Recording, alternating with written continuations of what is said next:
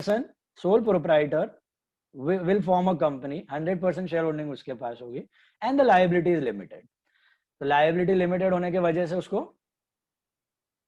बहुत एडवांटेज है. Personal property attach नहीं हो सकती, तो रिस्क ले सकता है, अच्छे से बिजनेस कर सकता है. ओके. बट अगर आप फ्रॉड्यूलेंट तरीके से, झोल के तरीके से आप कुछ करने जा रहे हो, सो 1% कंपनी बोलो या लिमिटेड लायबिलिटी पार्टनरशिप का कंसेप्ट 2009 में इसके लिए आया था. लेकिन आप झोल करने के पॉइंट ऑफ व्यू से कर रहे हो तो सब कुछ अनलिमिटेड, तो सब कुछ अटैच हो जाएगा और टाटा बाय बाय सी. ओके, फिर कुछ नहीं चलने वाला. तो लिमिटेड लाइबिलिटी होती है, दैट्स द मेजर, सबसे biggest advantage for a company. और क्या एडवांटेजेस होते हैं? इकोनॉमी ऑफ स्केल मिल जाती है कंपनीज को, बड़े लेवल पे आप ऑपरेशंस कर रहे हो, कंपटीशन कम कर सकते हो. Okay, prices monopoly type create कर सकते हो. जियो दिख रहा है आपको, रिलायंस दिख रहा है आपको सामने. Okay, Mahindra and Mahindra, many huge corporations who are having monopolies, almost monopolies in their fields of business. ITC देख लो, okay, एशियन पेंट्स देख लो, प्रॉक्टर एंड गैम्बल है आपका, नेस्ले है, HUL है. these are in the fields of FMCGs. So these companies, they have a huge chunk of capital, they work on huge level, all spread over a large scale. Profit generation बढ़ जाता है, economies of scale बढ़ जाती है, competition कम करने की capacity बढ़ जाती है. All these are the advantages. Disadvantage point पे क्या हो जाता है? डिसएडवांटेज में बेसिकली आपका since the authority is divided, okay, आपकी ओनरशिप अलग है, share holder are the owners, management अलग है. ओके, मैनेजमेंट को इलेक्ट करते हैं share holder, you know that, you have learned that in OC, right? Share holders elect the management, board of directors to run the daily day to day management of the company. ये सब चीजें share holder नहीं, या sole proprietor partnership में क्या फटाफट सब owner involve है, ताबड़तोड़ डिसीजन लिया जा सकता है. कंपनी में थोड़ा स्लो हो जाता है, प्रोसेस थोड़ा लंबा हो जाता है, डिसीजन प्रोसेस थोड़ा स्लो हो जाता है. ओके, चेंजेस इनकॉर्पोरेट करने थोड़े स्लो हो जाते हैं. These are the major disadvantages, but इतना मैटर करता नहीं है. एंड उससे बड़ा थोड़ा डिसएडवांटेज जो मेजॉरिटी होता है प्रैक्टिकल सिनेरियो में, that is by promoter held company. जितने प्रमोटर इंडिया में अभी है ना, प्रोफेशनली मैनेज कंपनीज जो अभी आप पढ़ रहे हो थियोरी में, वो प्रोफेशनली मैनेज कंपनीज है. प्रोफेशनली मैनेज कंपनीज में क्या हो रहा है? बेसिकली शेयर होल्डर्स ने मैनेजमेंट को अपॉइंट किया है, वो board of directors are liable to the share holders, and majority सब डिसीजन एजीएम में लिए जाते हैं बाय वोटिंग एंड ऑल. 50% से ज्यादा वोट जिसको आ गए वो डिसीजन होता है. ये सब प्रोफेशनली मैनेज कंपनी में ज्यादा काम करता है. प्रोफेशनली मैनेज कंपनी इंडिया में काफी कम है. इंडिया में ज्यादातर फैमिली ओन्ड बिजनेसेस है, प्रमोटर बेस्ड बिजनेसेस है, जैसे कि रिलायंस हो गया जिसमें 25-30% holding is with the Ambani family. Birlas हो गए, again the same thing, 30% holding with the Birla family. ऐसे मेजॉरिटी टाटा ग्रुप हो गया. टाटा ग्रुप तो खैर थोड़ा ट्रस्ट इन्वॉल्व है वहां पे, उधर फैमिली इन्वॉल्व नहीं है. बट अदरवाइज लाइक महिंद्रा है, महिंद्रा ले लो, कोटक ले लो, या फिर ये ले लो अपना एशियन पेंट्स ले लो, पीडीलाइट ले लो. All these huge corporations, they have 60-70% holding, 50% holding by the family group. तो फैमिली ग्रुप ही इनके मेजर शेयर होल्डर होते हैं. तो इसमें जो जनरल पब्लिक है, जनरल वोटिंग है, उसका कोई खास यूज ही नहीं है. मेजॉरिटी सब decisions are taken by that whole and sole family board of directors, they are having the majority share holding. Okay, तो कंपनी में जिसके पास शेयर होल्डिंग ज्यादा होती है, डिसीजन मेकिंग राइट उसका होता है. तो यहाँ पर इंडिया में majority of the businesses are promoter based, तो decision making right are concentrated in the hands of few people. There are only few companies, good companies which are professionally managed, like Infosys है, L&T है, Larsen and Toubro सुना होगा, construction giant है, infra giant है, और Infosys है IT में. So these companies are professionally managed. यहाँ पे promoters जैसा कोई family owned business नहीं है. The management or the CEO or the MD or the chairperson, they hold hardly 1% or a 0.5% holding, 2% holding. Majority सब distributed है share holders में and FIIs and DIIs में market.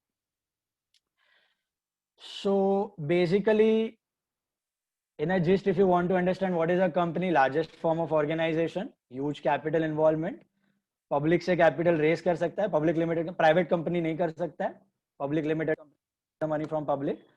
Decision making is on 1 share 1 vote. Okay, NPO में it was 1 person 1 vote, democratic management. इधर 1 share 1 vote, जिसके पास ज्यादा share है उसका डिसीजन चलेगा. तो इंडिया में mostly majority of the businesses are not professionally managed but are family managed. majority of the shareholding is concentrated in the hands of the family. Decision making right is also concentrated. Okay. Now practically ये company existence में कैसे आती है? अगर आपको public limited company बनानी है तो कल उठ के बना सकते हो public limited company? Not possible. How does a company become public? तो उसके पीछे बहुत बड़ी लंबी स्टोरी होती है. पहले वो कहीं सोल प्रोप्राइटरी होगी 25-30 साल पहले जब उसने बिजनेस स्टार्ट किया होगा, फिर पार्टनरशिप बना होगा, फिर शायद बीच में प्राइवेट लिमिटेड भी किया होगा, फिर जाके कहीं पब्लिक लिमिटेड फॉर्म हुआ होगा. ओके, तो हवा में से सीधा public limited incorporations don't come out of thin air. Public limited बनने के लिए आपको अपने एटलीस्ट 5 से 10 साल बिजनेस पहले करना पड़ता है इन the form of partnership, sole proprietorship. वरना आपको पैसे कौन देगा इतने बड़े लेवल पे? आपको प्रूव करना पड़ेगा अपने आप को कि आपने बिजनेस किए हैं, आपने प्रॉफिट्स किए हैं, आपने एक्टिविटीज की है. अब आपको उस बिजनेस को एक्सपैंड करना है, इसके लिए आपको पैसे की जरूरत है, इसके लिए आप पब्लिक जा रहे हैं. Are you getting it? So it may run in the form of a partnership or mostly in the form of a private limited company over 10 years, 15 years, 20 years maybe. There are some companies who don't want to go public on purpose, like Godrej. उनको जाना नहीं है public, उनकी मर्जी से वो लोग को करना ही नहीं है उनको पब्लिक. अभी इसका भी एक रीजन होता है. प्राइवेट लिमिटेड कंपनीज को ज्यादा सेबी के या फिर स्टॉक एक्सचेंज के या गवर्नमेंट के इंटरफेरेंसेस नहीं होते हैं. प्राइवेट लिमिटेड कंपनी का क्या है, 200 मेंबर्स हैं, उसी के बीच में उसको करना है बिजनेस, ज्यादा पब्लिक से पैसा रेज नहीं किया है, तो उसको इंटरफेरेंसेस बहुत कम होते हैं from public authorities. Public limited company को बहुत सारे इंटरफेरेंसेस आते हैं एवरी स्टेप में. फ्रॉम गवर्नमेंट उसका वॉच रहता है, सेबी का वॉच रहता है, तुम्हारा पब्लिक, जनरल पब्लिक के आंखों में आप होते हो. तो SEBI securities and exchange board of India, that is a watch dog. वो स्टैट्यूटरी बॉडी है. वो क्या करती है, सब कंपनीज बराबर से काम कर रही है कि नहीं, अपना डिस्क्लोज कर रही है कि नहीं, फाइनेंशियल स्टेटमेंट झोल झपाटा तो नहीं है, इनसाइडर ट्रेडिंग तो नहीं हो रही है, मैनेजमेंट क्लीन करप्शन तो नहीं चालू है. ये सब चीजें चेक करने का काम सेबी करती है. तो ये सेबी और ये स्टॉक एक्सचेंज, इनका बहुत सारा इंटरफेरेंस, मतलब जो भी डिसीजन लिया जाता है आपके रेगुलर बोर्ड मीटिंग में या कुछ मीडियम एक्स्ट्रा बोर्ड मीटिंग जो आपने रेगुलर बेसिस पे नहीं किया, स्पेशल बोर्ड मीटिंग्स कुछ किया है, कुछ स्पेशल डिसीजन, जो भी आपने डिसीजन लिए हुए हैं सब फाइल करो. पब्लिक डोमेन में आपके डिसीजंस दिखने चाहिए. कुछ भी चेंज हुआ है, शेयर होल्डिंग पैटर्न में चेंज हुआ है, कुछ इंपॉर्टेंट न्यूज आई है कंपनी के रिलेटेड, वो सब आपको पब्लिक डोमेन में फाइल करके दिखानी पड़ती है. तो रेगुलेशंस काफी सारे हो जाते हैं, अब बहुत सारे लोगों में हो जाते हो if you making a public limited company. So some people want to stay away from that. They want to do business on a smaller scale, but with the peace of mind. So they stay in the private limited company. And दोनों का है pros and cons. उधर level of business आपका activities थोड़े कम level पे रहेगा. इधर आपको बहुत ज्यादा लोगों से पैसा लेने का scope है.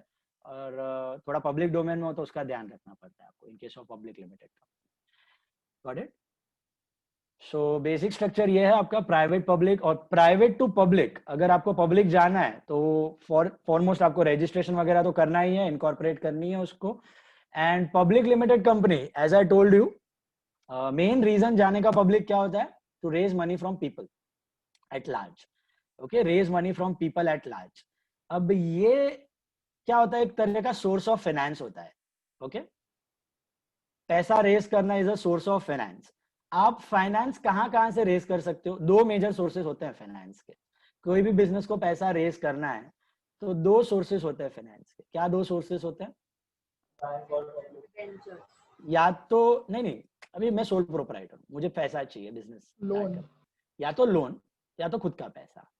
दो मेजर सोर्सेस यही होते हैं, या तो खुद का पैसा या तो लोन. तो सब जगह पूरे डिफरेंट फॉर्म ऑफ ऑर्गेनाइजेशन में यही फंडा चालू है, या तो खुद का पैसा लगाओ या तो लोन ले लो. ओके, तो कंपनीज जो होती हैं उसमें भी यही दो सोर्सेस होते हैं, या तो खुद का पैसा या तो लोन. अब ये खुद का पैसा और ये लोन, इसका मतलब क्या है? खुद का मतलब प्रमोटर का पैसा नहीं. ओके, खुद का पैसा मतलब शेयर कैपिटल. द पब्लिक से जो आप शेयर कैपिटल रेज करते हो वाया आईपीओ, वो खुद का पैसा गिना जाता है for a company. So whoever is the shareholder of the company, he becomes the part owner of the company. Whoever invests in shares of a company, he becomes a part owner of that company. तो share holding से जो पैसा आ रहा है, share holder से जो पैसा मिल रहा है company, ownership capital. Got that? So what is the other way of raising money? Loans. So borrowing. So either you go to a bank to take a loan or a financial institution to take a loan, or take public deposits, fixed deposits from public. Fixed deposit जैसे आप bank में रख सकते हो वैसे आप company में रख सकते हो. Or you issue debentures. Debentures are a form of loan. Debentures is what? When you divide your loan into smaller parts, just like you divide your share capital into smaller parts. So loan भी ले सकता है, sorry, या ownership capital भी डाल सकता है. Main reason ownership capital के लिए जाते हैं सारे कंपनीज या पब्लिक इश्यू लाते हैं, उसका सबसे इंपॉर्टेंट एडवांटेज क्या हो जाता है कंपनीज को? एक्चुअली ये गलत है, ये एडवांटेज नहीं होना चाहिए, लेकिन सैडली है इंडिया में या काफी सारे कंट्रीज में. आपको जो है, अगर आपने लोन लिया तो आपको क्या करना पड़ेगा? If you take a loan, what are you suppose to give in return? Interest. Bound to pay. एक भी इंटरेस्ट पेमेंट मिस करोगे घर पे चढ़ जाएगा वो, नोटिस वोटिस भेजेगा. 3-4 मिस करोगे तो याला कोर्ट में घसीट लेगा आपको, राइट? तो interest payment is a compulsion in case of loans always. But when you issue shares, what are the returns that the shareholders get from the company when they invest in dividend? What are dividends? Dividends are a share of profits of the company. तो हुआ क्या, private limited company थी, उसमें 5-6 promoter थे, 10-12 director थे, बाकी लोग मिला के 25-30 लोग थे. प्राइवेट लिमिटेड कंपनी, सबके पास शेयर थे. उन्होंने सोचा चलो पब्लिक करते हैं इसको. पब्लिक लेके जाते हैं, रजिस्टर इनकॉर्पोरेट करवा पब्लिक लिमिटेड, उसके शेयर्स इश्यू किया, पब्लिक से पैसा रेस कर लिया. अभी इन्होंने, समझो हम प्रोफेशनली मैनेज कंपनी का एग्जांपल लेते हैं जो आपको सिलेबस में है. प्रमोटर होल्डिंग नहीं है यहाँ पे, मेजॉरिटी प्रोफेशनली मैनेज्ड है. तो ओनरशिप, ये लोग जो प्रमोटर होते हैं ना, जनरली वही बोर्ड ऑफ डायरेक्टर्स बन जाते हैं in the public limited company, क्योंकि पब्लिक को भी उन पर ट्रस्ट है कि भैया इतने सालों से कंपनी अच्छी चलाई है तो आगे भी चलाएंगे. So generally the promoters, existing promoters are only elected as the board of directors, chairperson, MD, CEO वगैरह वगैरह. और पब्लिक से पैसा आ गया, अब वो पैसे से बिजनेस कर रही है कंपनी, अभी मैनेज कर रहे हैं बोर्ड ऑफ डायरेक्टर्स. अब वो जो प्रॉफिट्स कमाएंगे उसमें से थोड़ा हिस्सा डिस्ट्रीब्यूट कर देंगे to the share holders in the form of dividend. But this dividend payment, is it compulsory? No. Dividend is not sorry, only when the profits are made. Only when the profits are made. That too, profits बनाओगे तो भी compulsory नहीं.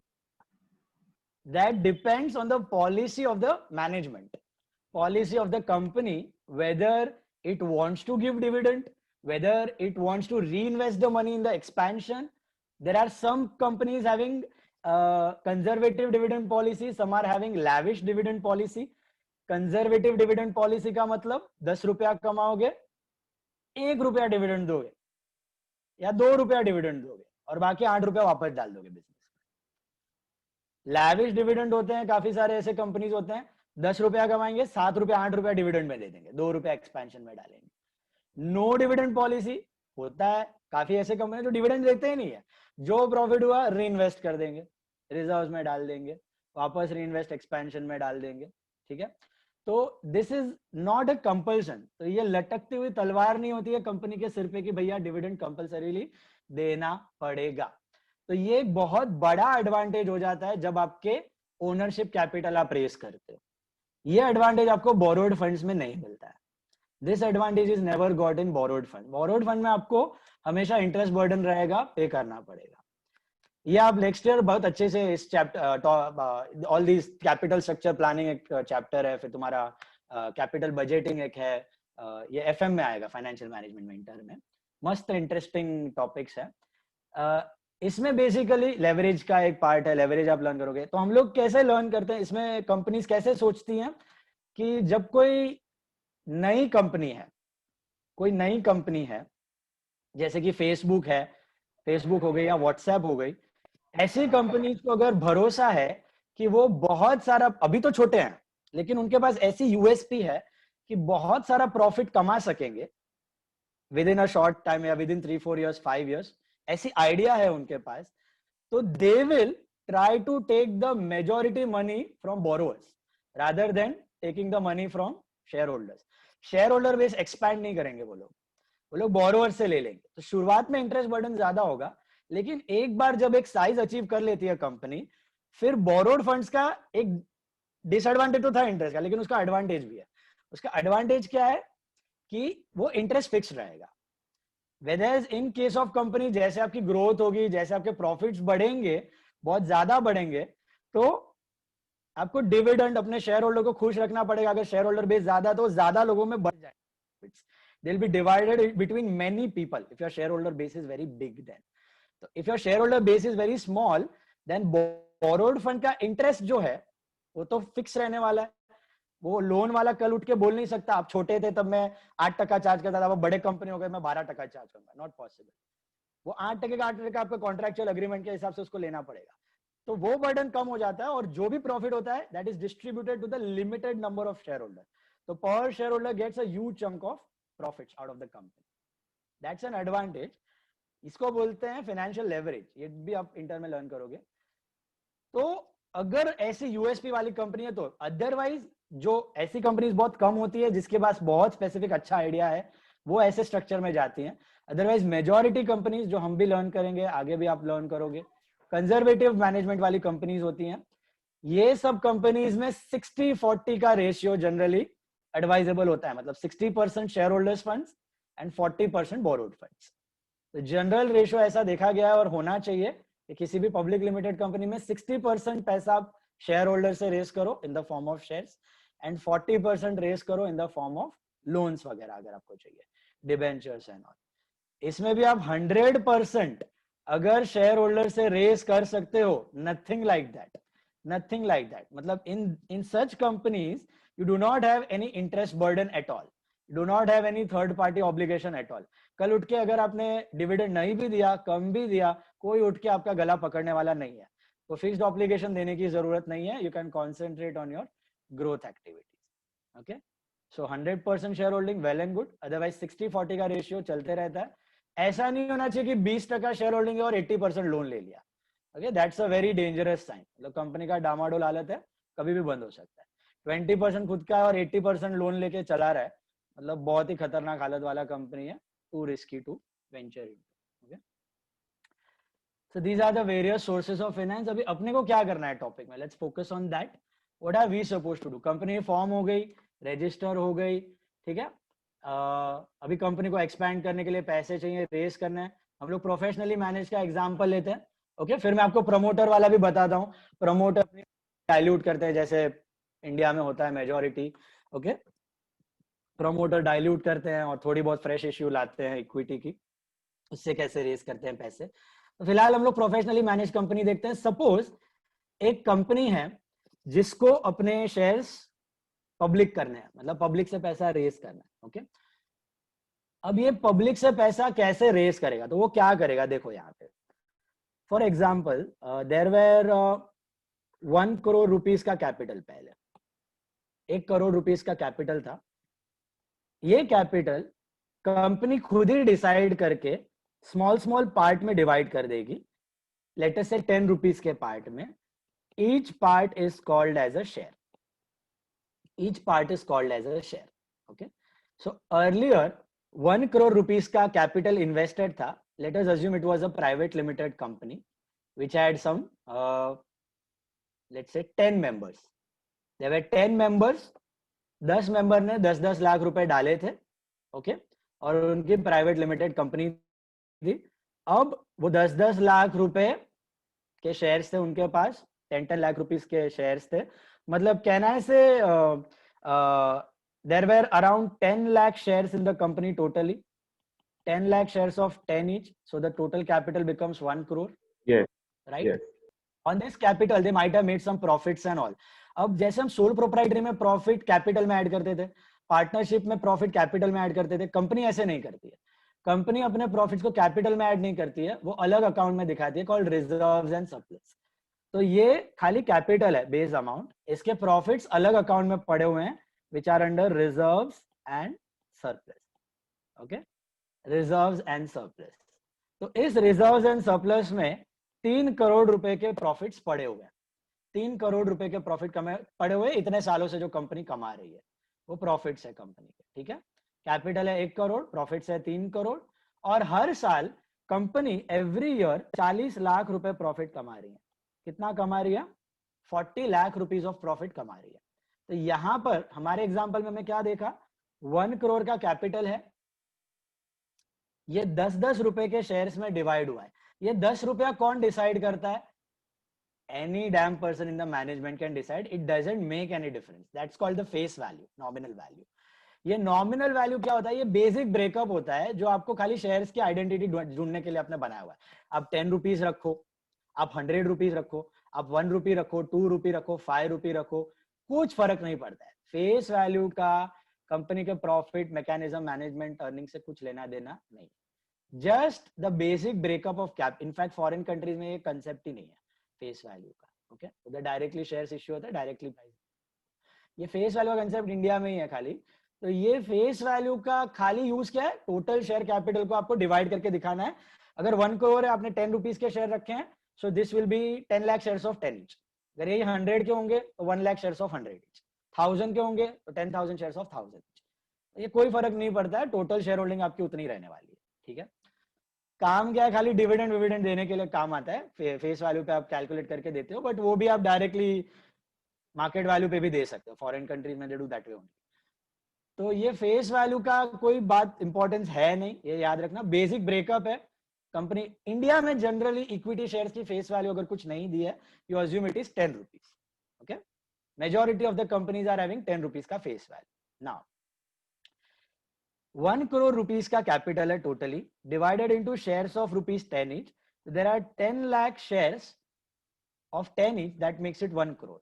So there are 10 people owning these shares in the company. 10 लोग ये shares own कर रहे हैं, समझो इक्वल ओनरशिप है। तो कितना होगा? एक बंदे के पास कितना शेयर्स होगा कंपनी का, बता सकते हो? How many shares per person if they are equal owners of the private limited company? How many shares per owner? 1 lakh. 1 lakh shares, simple as that. 1 lakh share एक बंदा ओन कर रहा होगा तभी। ये होता है एक्चुअली, ऐसे ही होता है प्रैक्टिकली। 1 लाख शेयर हर एक बंदे के पास, राइट? तो टोटल मिला के कितने हो गए? 10 lakh shares of 10 each, 1 crore. अब कंपनी क्या बोल रहा है? हमें ये शेयर्स को पब्लिक, हमें एक्सपैंड करना है, हमें और पैसे की जरूरत है, तो पब्लिक इश्यू लाना है। तो अभी पब्लिक इश्यू में आपने देखा होगा, अगर एड होर्डिंग वगैरह पे लगा होता है, जाते जाते रास्ते में देखा होगा या न्यूज़पेपर में पढ़ा होगा, जब भी कोई पब्लिक इश्यू आता है तब वो अगर आप ध्यान से पढ़ोगे ना, उसका प्राइस तो ऐसे लिखा होगा 10 rupee share issued at 200 rupees, 10 rupee share issued at 150 rupees, issue price is 150 rupees, issue price is 250 rupees. What is this issue price? What is this issue price? Issue price का मतलब होता है कि ये जो 10 रुपी का फेस वैल्यू का share है, ये जरूरी नहीं है कि कंपनी 10 रुपए में ही इश्यू करे मार्केट में। ओके, 10 रुपए का शेयर है तो मार्केट में पब्लिक से वो 10 रुपया ले, ऐसा जरूरी नहीं है उसका। 10 का 12, 15, 20, 25, 100, 200, 300, 400, 1000, 2000, 3000, जितना मन हो, depending on the market situation, उतना पैसा कंपनी उठा सकती है। बट ऐसे हवा में वैल्यूएशन नहीं होता उसका। उसका वैल्यूएशन का एक तरीका होता है। उसका वैल्यूएशन कैसे होता है, सुनना ध्यान से। अभी यहां पर मैंने आपको क्या बोला? ये 1 करोड़ रुपए का कैपिटल है, 3 करोड़ रुपए के रिजर्व हैं। हर साल कंपनी 40 लाख रुपया कमा रही है। How much is the profits of the company? 40 lakh rupees. Okay, at present it is 40 lakh rupees. Now let us assume that ये जो अपने शेयर होल्डर्स हैं, इनके पास कितने शेयर है? मिला के 10 लाख शेयर है। अब ये लोग बोल रहे हैं कि हम लोग को मार्केट से और 10 लाख शेयर इश्यू करना है, मतलब हमारी शेयर होल्डिंग अभी 50% हो जाएगी और 50% होल्डिंग हो जाएगी आपकी पब्लिक की। ऐसे करके इनको इंट्रोड्यूस करना है। ठीक है, तो ये मैं आपको, प्रोफेशनली मैनेज कंपनी अगर होती तो यही 80% 90% हो जाती इश्यू में। तो होल्डिंग, जो ओनर्स की होल्डिंग है ना, बहुत कम हो जाती, 1, 2, 3%। तो ये 10 लाख शेयर्स के जगह अगर वो लोग समझो 40 लाख शेयर इश्यू कर रहे हैं मार्केट में, 40 लाख, तो 40 लाख शेयर इश्यू करेंगे तो क्या हो जाएगा? अभी टोटल शेयर हो जाएंगे 50 लाख। 50 लाख शेयर हो जाएंगे, उसमें से 10 लाख ओनर के पास थे जो प्रमोटर्स थे, और बाकी 40 लाख अभी पब्लिक ओनर हो गई है, तो ओनर जो प्रमोटर होल्डिंग है वो घट गई है ना, 20% हो गई है कंपनी में। Are you getting that? यही अगर ये लोग 90 लाख शेयर्स इश्यू करेंगे मार्केट में तो क्या हो जाएगा, टोटल शेयर हो जाएंगे 1 करोड़, उसमें से 10 लाख जो ओरिजिनल प्राइवेट लिमिटेड वाले थे उनके पास रहेंगे, और 90 लाख शेयर की ओनर पब्लिक हो जाएगी।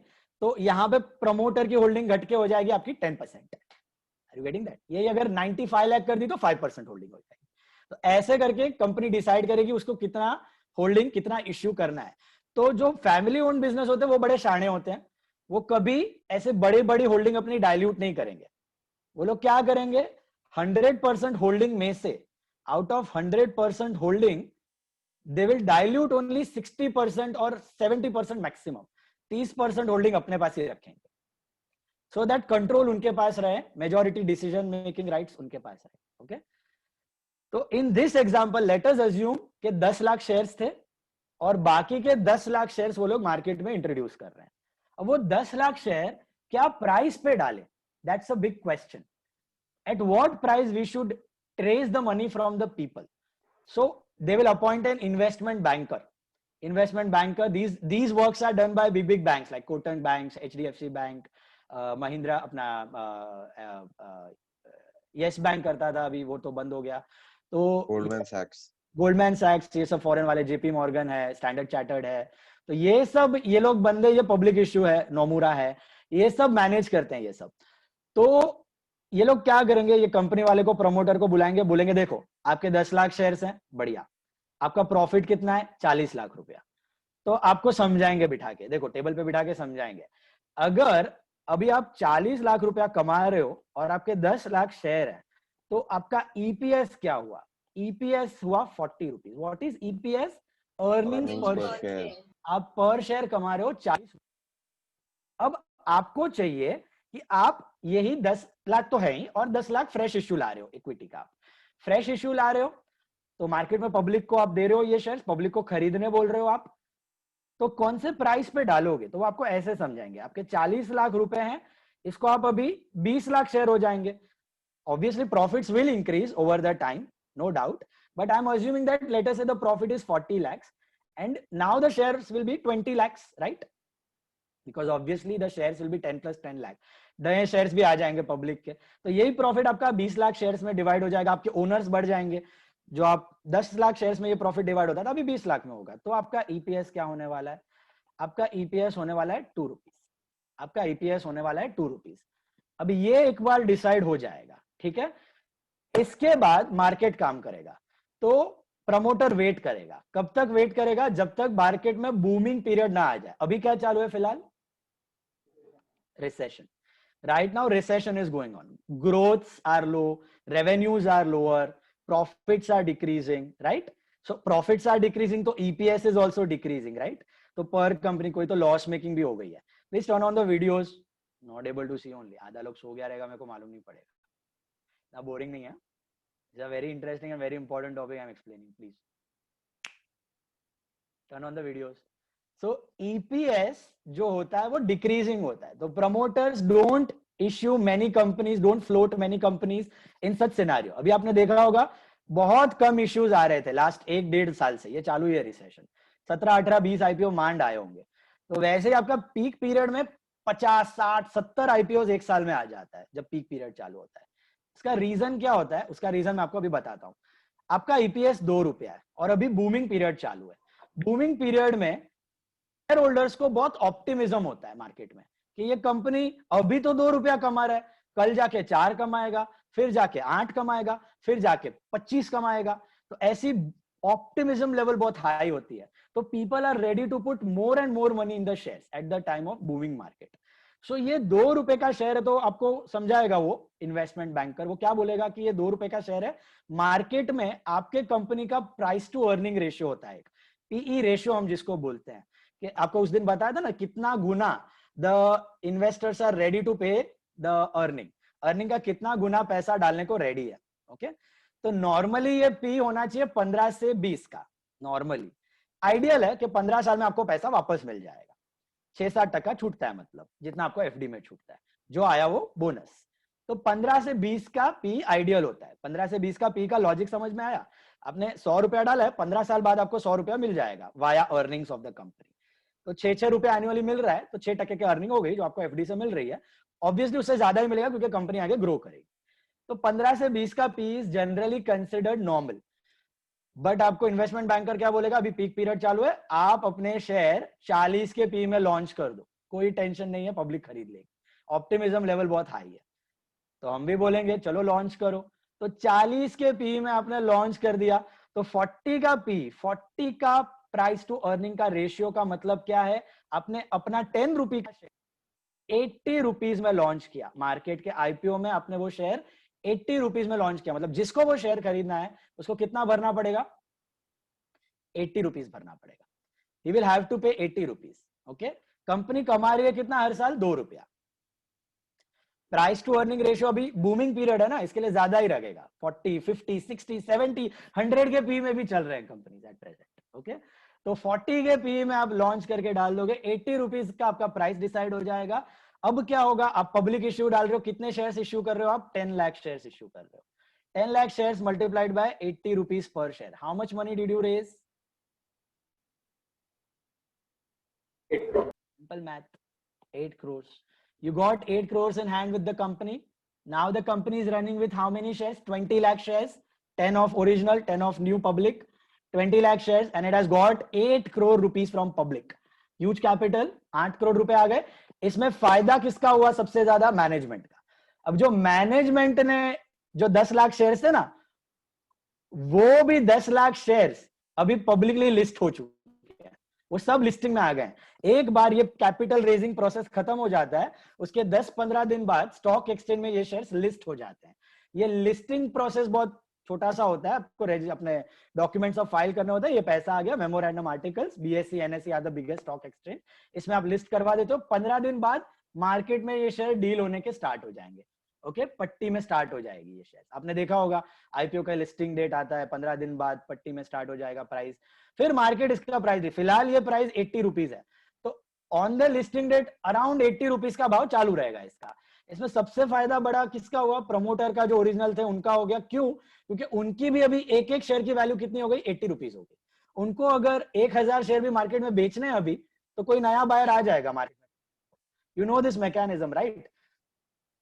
कंपनी कंपनी को अभी ये कैपिटल मिल गया है, अभी कंपनी को किसी को कैपिटल देने की जरूरत नहीं है। अभी शेयर होल्डर को आपस में अगर अपने कैपिटल्स इंटरचेंज करने हैं तो via stock market they can do. Because I am a company with 20 lakh shares, you are all my shareholders. Somebody owns 1000 shares, somebody owns 500, somebody owns 1000, 200, 500. तुमको अपना शेयर्स बेच के निकलना है, तुम्हें मुझे नहीं बेचना है, मैं तुम्हें वापस नहीं देने वाला पैसे। ये सोल और पार्टनरशिप में होता था, ओनर को पैसा निकालना सीधा बिजनेस से निकालता था। कंपनीज में ऐसा नहीं होता, कंपनी वापस नहीं देने वाली कभी भी। शेयर होल्डर्स का पैसा कंपनी लिक्विडेशन के टाइम वापस देती है, बस एक बार गया वो गया, कंपनी को मिल गया। आपको आपस में निकलना है तो आप एक दूसरे को बेच के निकल जाओ via stock exchange. Stock exchange is the broker, broker का काम करेगा, उसके थ्रू बेच के खरीद के निकल जाओ। तो मार्केट में ये शेयर्स हो गए 80 रुपीज के। I am the suppose promoter, वो 10 लाख वाले प्रमोटर है, वो प्रमोटर की भी वैल्यू शेयर की 80 रुपीज हो गई। उनको भी अगर बेचना है 1000 शेयर 80 रुपीज में, तो उनकी वैल्यूएशन कितनी हो गई? अभी जो 10 लाख शेयर उनके पास थे, उनकी वैल्यूएशन 80 रुपीज के हिसाब से कितनी हो गई? अभी 8 करोड़ रुपीज हो गई। Are you understanding? जो उन्होंने कैपिटल 1 करोड़ डाला था, वो सीधा कितना हो गया? 8 करोड़ रुपया हो गया। So biggest gains which are made at the time of public issue are by the promoters, the original promoters or the management who have floated the company.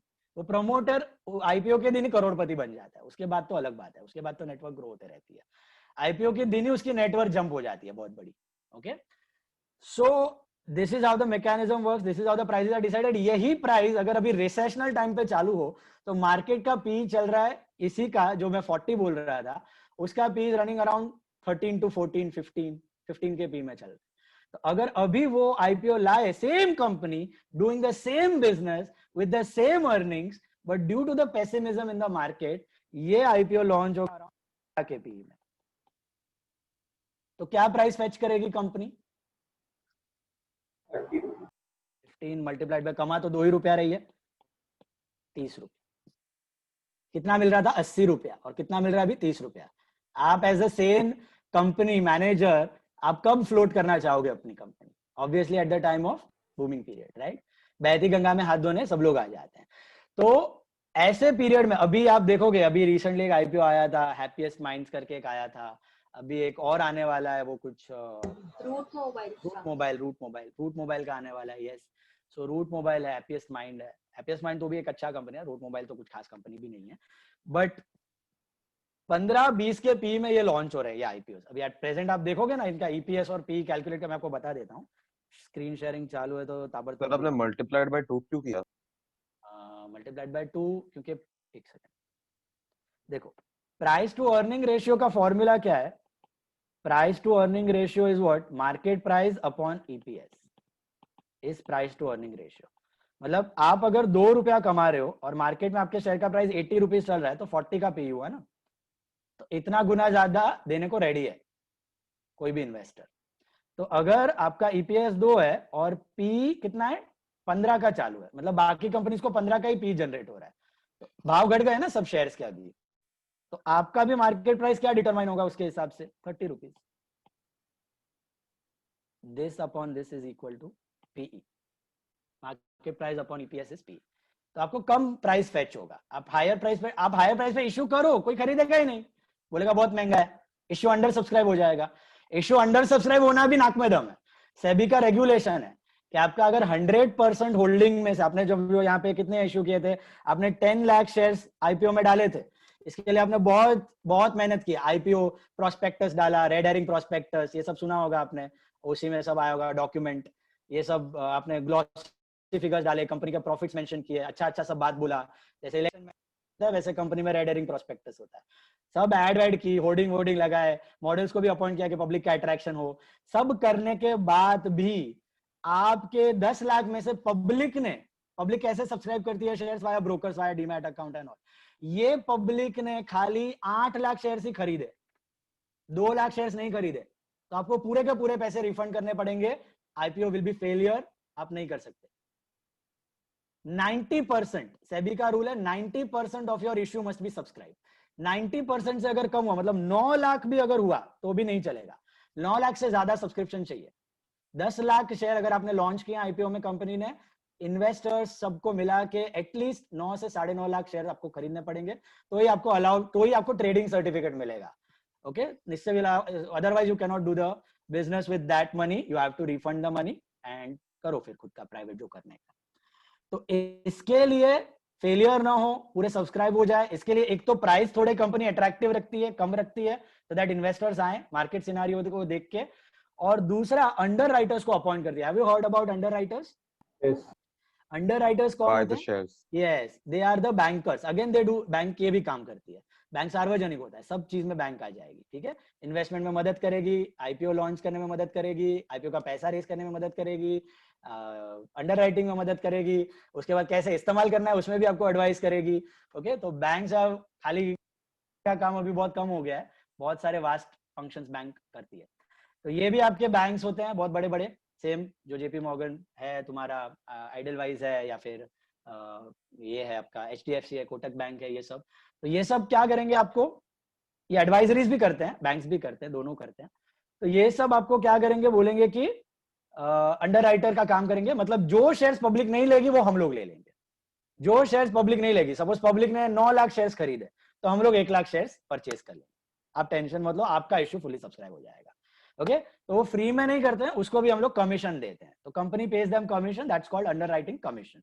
That is generally in the form of shares, mostly it can be in the form of cash और other consideration also. तो under writers appoint करती है या price कम रखती है, main तो price कम रखे तो अच्छा है, पब्लिक ही खरीद ले तो उसका टेंशन नहीं ऐसा। तो यहां पर आपका पी जो मैंने बताया ना, पी, ये पी अगर आपको देखना हो ना, तो आप ये ऐप यूज कर सकते हो। अगर आपको स्क्रीन पे दिख रहा है, सीधा दिख रहा है, आड़ा दिख रहा है, कैसा दिख रहा है बताना मेरे को। सीधा दिख रहा है, ठीक है। This is your money control app. इधर आपको हर एक कंपनी का पी रेशियो देखना है ना, तो ताबड़तोड़ मिल जाएगा। देखो अभी I'll tell you a company, say Reliance. Reliance is a company its share price is running at 2314 rupees in the market. 2300 rupees का प्राइस चल रहा है रिलायंस का. Can you see that? Now 2300 में 150 रुपया क्यों बढ़ गया पता है किसी को? सिल्वर लेक ने इन्वेस्ट किया. सिल्वर लेक ने इन्वेस्ट किया रिलायंस रिटेल. अमेज़न का भी टॉक्स है. केकेआर से भी हुआ ना. हाँ, केकेआर से भी उसका 40% डाइल्यूशन का टॉक्स है. और पैसे कमा रहा है और पैसे बना रहा है अंबानी. अंबानी क्या कर रहा है देखो, अंबानी अभी अपने सब्सिडरीज को डाइल्यूट कर रहा है. उसकी पेरेंट कंपनी है रिलायंस, उसका 26-27% होल्डिंग उसके पास है. 76% इंस्टीट्यूट, एफआई, डीआई सब पब्लिक के पास है.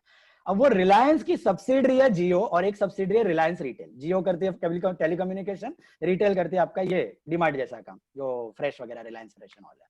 तो अब वो सब्सिडरी होली ओन्ड है, मतलब 100% होल्डिंग उन सब्सिडरी की रिलायंस के पास है. तो वो अपनी 100% होल्डिंग में से थोड़ी थोड़ी डाइल्यूट कर रहा है. Now he is not doing public issue, he is doing private placement. इसको बोलते हैं प्राइवेट प्लेसमेंट. प्राइवेट प्लेसमेंट में हम यही चीज करते हैं, पैसा रेस करते हैं इक्विटी बेच के, बट पब्लिकली नहीं. पब्लिक में शेयर्स इश्यू करके पैसा नहीं रेस कर रहे हैं. हम लोग क्या कर रहे हैं, हम लोग प्राइवेटली ढूंढ रहे हैं इन्वेस्टर्स को. कोई बड़े बड़े जैसे ये केकेआर कैपिटल है, या फिर तुम्हारा फेसबुक है, या फिर गूगल को लेके आया, या फिर वो लेमन ब्रदर्स थे पहले इन द 2009-10 वाले, या अभी ये जापानीज सॉफ्ट बैंक वाला है, इनको किसी को आना है. अलीबाबा है, इनको किसी को आना है इन्वेस्टर्स के जैसे. यूएई के काफी सारे कंपनीज है, टाइगर ब्रदर्स है. तो ये सब अगर इन्वेस्टर्स, कोई फॉरेन है कोई इंडियन है, इनको पैसा डालना है आपकी कंपनी में, तो ये एक चंक में पूरा शेयर्स ले लेंगे. आप ऐसे भी रेस कर सकते हो पैसे. इनको प्राइवेट प्लेसमेंट बोलते हैं. प्राइवेट प्लेसमेंट मतलब ये 10 लाख का जो अपना एग्जांपल था, मुझे पब्लिक में इश्यू नहीं करना है, खाली 4 शेयर होल्डर को 2.5 लाख शेयर्स देना है, या 1 शेयर होल्डर को 10 लाख शेयर्स देना है. ये भी मैं कर सकता हूँ, ये भी कंपनी कर सकती है. तो यहाँ पे वो रिलायंस प्राइवेट प्लेसमेंट कर रही है. तो कल उसने क्या किया, अपना थोड़ा इक्विटी डाइल्यूट किया. I don't know exact 10% $100 million में सिल्वर. 10% किया ना, या 10%, या तो 10% कितने डॉलर्स में किया? 100 million.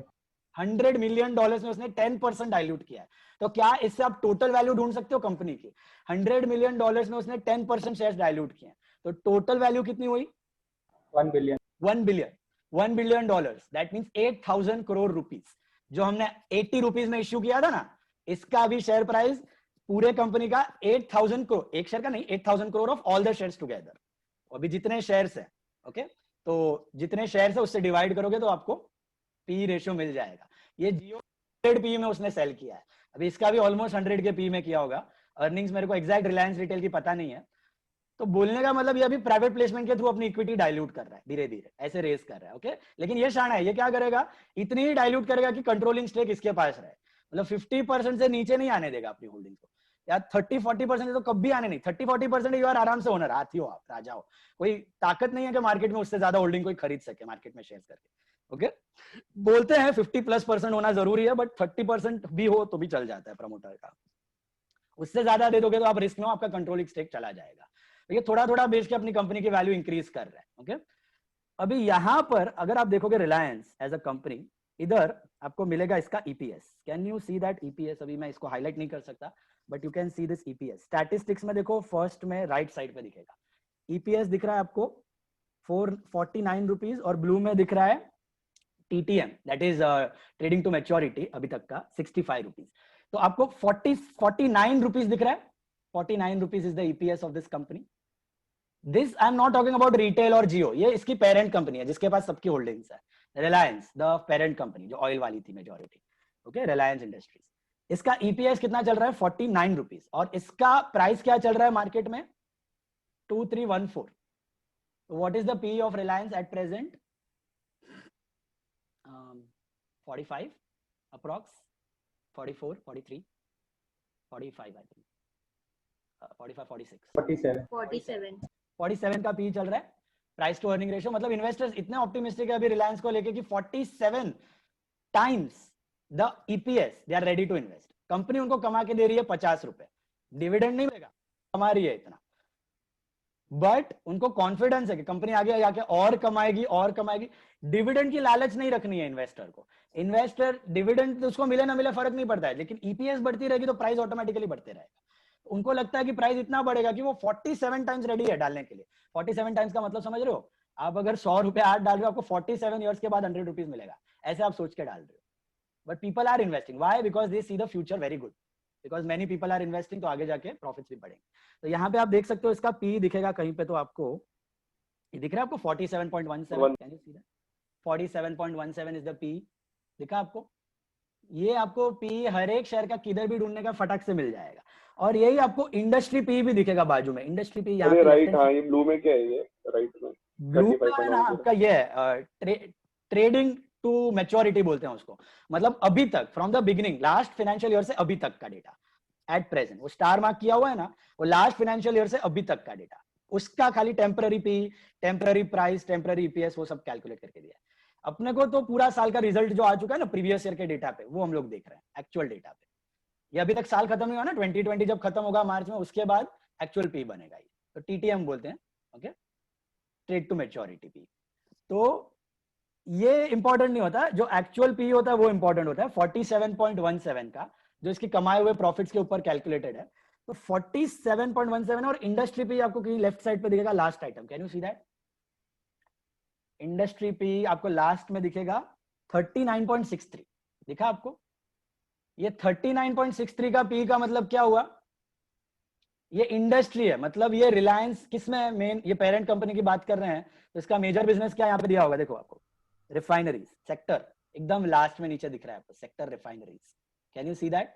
तो वैसे रिफाइनरीज वाले जो भी बिजनेस है, कौन से, और रिफाइनरीज वाले एचपीसीएल है, बीपीसीएल है, ओके, कॉर्पोरेशन है, IOC, Indian oil corporation, HPCL, BPCL, Mangalore refinery, Cochin refinery, these are all refineries. ये लोग का काम रिफाइन करना है, ऑयल लेते हैं, क्रूड ऑयल रिफाइन करते हैं, पेट्रोल पंप पे बेच देते हैं।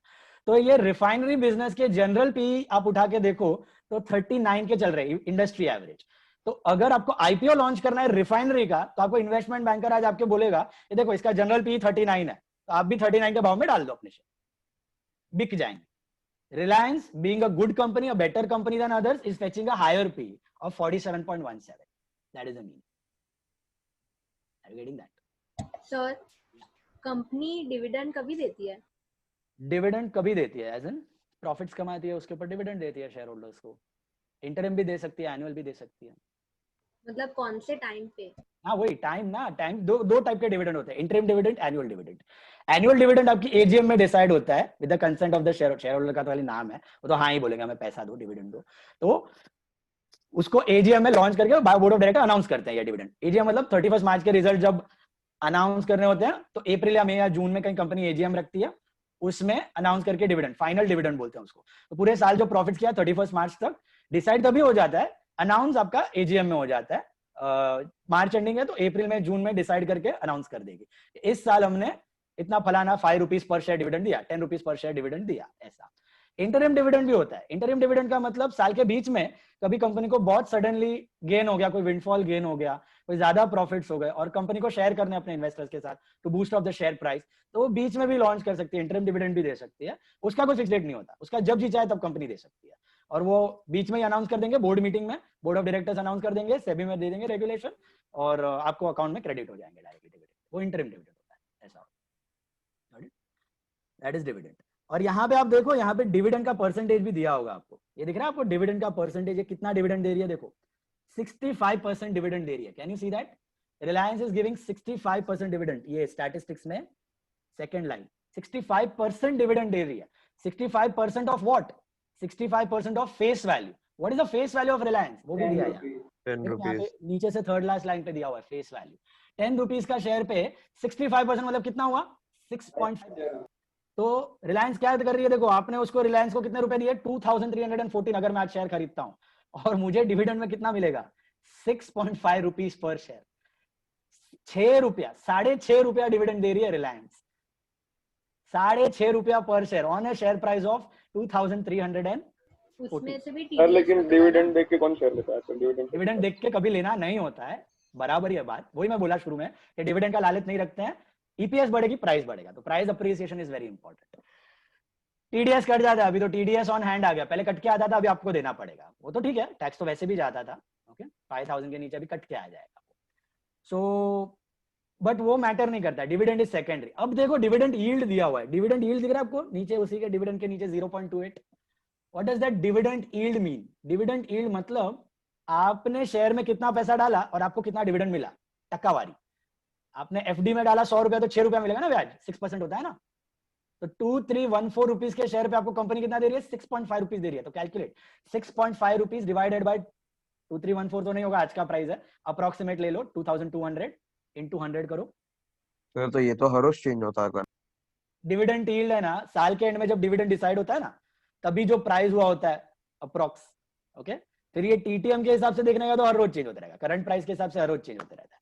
जनरली हम लोग क्या अज्यूम करते हैं, एवरेज प्राइस लेते हैं इस क्वार्टर का, और उस पे जो उसने डिविडेंड दिया है वो एवरेज प्राइस क्वार्टर का क्या प्राइस चालू है, एवरेज 3 महीने का प्राइस, और डिविडेंड जो आया डिविडेंड अपॉन प्राइस इनटू 100। तो अप्रोक्सीमेट 0.3% का यील्ड आ रहा है आपको, 0.3% का यील्ड आ रहा है, ओके। आपको हर रोज करना है तो हर रोज भी कर सकते हो, your wish, dividend yield. But dividend yield, dividend ये रीजन से कोई इन्वेस्ट नहीं करता, एज यू कैन सी। अगर कोई सेन इन्वेस्टर आपको बैंक में कोई बोले आप 100 रुपया डालो, आपको 30 पैसा मिलेगा ब्याज हर साल, will you put? No. Company में फिर भी आप डालोगे। रिलायंस में देखो आज भी 150 रुपया प्लस है, क्यों डाल रहे हो? Due to EPS. Earning capacity of the company is good, future earnings are expected to be good, hence people are more and, okay. So ऐसा इसका मार्केट है। This is the largest in company in India by market capitalization. What is market capitalization? ये दिख रहा है आपको, market capitalization face value into number of, not face value, number of shares into market value, number of shares into पूरी company कितने की है basically. पूरी कंपनी खरीदने हैं, सब शेयर्स खरीदने हैं 2314 रुपए के भाव में, तो कितने? 2314 रुपए के प्राइस में अगर आपको पूरी कंपनी खरीदनी है, जितने शेयर्स है, इसके शेयर्स कितने हैं, how many shares are there in Reliance, ये भी देखना है, ये भी देख सकते हो आप यहीं से कैलकुलेट कर सकते हो, आपको अंदर भी जाने की जरूरत नहीं। देखो इसका मार्केट कैप कितना है,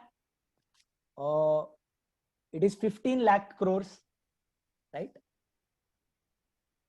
करेक्ट, 1.5 मिलियन। तो जस्ट टाइप योर कैलकुलेटर, इतना बड़ा फिगर भी नहीं आएगा एक्चुअली 15 लाख करोड़ का फिगर आपका कंप्यूटर में जाएगा। तो 15 लाख करोड़ का मार्केट कैप है, 15 लाख करोड़ डिवाइडेड बाय पर शेयर प्राइस, तो आपको नंबर ऑफ शेयर्स मिल जाएंगे। सर एंटरप्राइज वैल्यू क्या होता है? Enterprise value, enterprise value EV बोलते हैं उसको, उसका थोड़ा एक फॉर्मूला है, आप मैनेजमेंट में पढ़ोगे। इट्स टोटल एसेट्स जो भी आपके हैं minus the external liabilities, loan minus your current liabilities divided by your number of shares. आपका नेट अपने शेयर होल्डर के लिए कितना पैसा बचा है, that is the enterprise value. वो एक रेशियो एनालिसिस में आप लर्न करोगे। तो ईवी को आप अर्निंग से कंपेयर करते हो, फिर वो रेशियो देखते हो, price to earning, price to book ratio देखते हो, बुक वैल्यू आएगी, इधर बुक वैल्यू भी दी गई है, बुक वैल्यू भी दिखेगी आपको कहीं पे। ये बुक वैल्यू दिखाई दे रही है आपको 679 रुपीज येलो में। ये बुक वैल्यू क्या होती है? एट प्रेजेंट रिलायंस की वैल्यू क्या है? All assets minus external liabilities, जो नेटवर्थ होता है ना, नेटवर्थ आपने सीखा हुआ है, net worth, assets minus liability, assets minus liability. It includes basically share holders capital, share holders funds plus reserves, share holders funds plus reserves. तो ये total divided by the number of shares will give you book value पर share. आज liquidate हो जाती है रिलायंस, तो एक एक शेयर को कितना पैसा मिलेगा? आज बिजनेस डिसॉल्व हो जाता है तो पर शेयर उसको मिलेगा 680 रुपया, 680 रुपीज। वो टीटीएम देखोगे तो 736 मिलेगा, करंट ईयर में थोड़ा बढ़ गया है, तो 736 रुपीज मिलेगा पर share, that is the meaning. अगर बिजनेस बंद हुआ तो present book value. Market value अलग है, market value is the perceived value, perceived value, उसके मतलब फ्यूचर ब्राइट के हिसाब से क्या चालू है मार्केट में भाव, वो मार्केट वैल्यू। अभी नंबर ऑफ शेयर्स में हम लोग थे, नंबर ऑफ शेयर्स ढूंढना है तो कैसे ढूंढोगे आप? 6.5 करोड़ जितना है।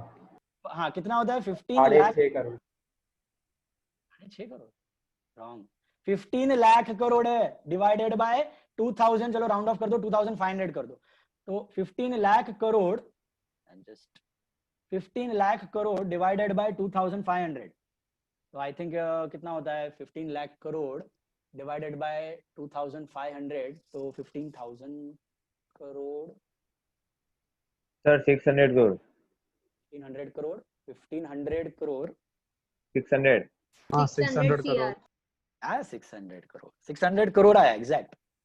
हाँ अब 2500 से डिवाइड किया तो 600 करोड़ आता है। 600 करोड़ आता है, हाँ बराबर है, 600 करोड़, यस यस यस। एक मिनट, 15 एक मिनट, 1500 करोड़ का इक्विटी था 3000, 6000, 600 करोड़, 600, सर कैलकुलेट पे क्या हम लोग ने 600 crore, 600 crore, correct correct correct, 600 crore.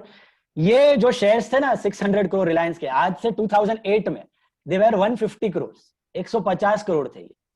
150 crore पे 2 बोनस आए 1:1। Now what are bonus? Bonus में कंपनी क्या करती है, अपना जो होता है ना रिजर्व्स, प्रॉफिट्स, उसको कम करके शेयर होल्डर्स को फ्री में दे देती है शेयर्स। पैसे में डिविडेंड नहीं देती है। डिविडेंड देने का मतलब क्या होता है? रिजर्व्स कम हुआ, कैश कम हुआ, प्रॉफिट कम हुआ और कैश दे दिया शेयर होल्डर को इन द फॉर्म ऑफ डिविडेंड। लेकिन बोनस तो का शेयर का प्राइस कम हो जाता है ना। हाँ, प्राइस आधा हो जाता है। तो यही बात मैं बोलना चाह रहा हूं आपको। इन द ईयर 2007-8 में रिलायंस का प्राइस था 3000 रुपीज, तब पीक हुआ था एकदम, और फिर सडनली फॉल होके कुछ 2300-200 तक आ गया था ड्यू टू दैट 2008 का क्राइसिस। तभी 150 करोड़ थे, 150 करोड़ शेयर्स थे, उस पे एक बोनस और एक बोनस, अभी 600 करोड़ शेयर हो गए, 600 करोड़ शेयर हो गए। तो 600 करोड़ के शेयर पे भी उसका तभी का प्राइस 3000 था, मतलब अभी का 750 होना चाहिए। 4 गुना हो गया ना शेयर, तो प्राइस 1/4 होना चाहिए। तो 750 रुपीज जो 2007 में प्राइस था ना, वो अभी के तारीख में चल रहा है 2314 रुपीज। तो it has given 300% return. Reliance has given 300% return. ये भी आपको वेरीफाई करने का है, आप ये चार्ट से कर सकते हो। ये सर चार्ट क्या में क्या आपको सर क्या वो 2314 अभी का वैल्यू क्या था पहले?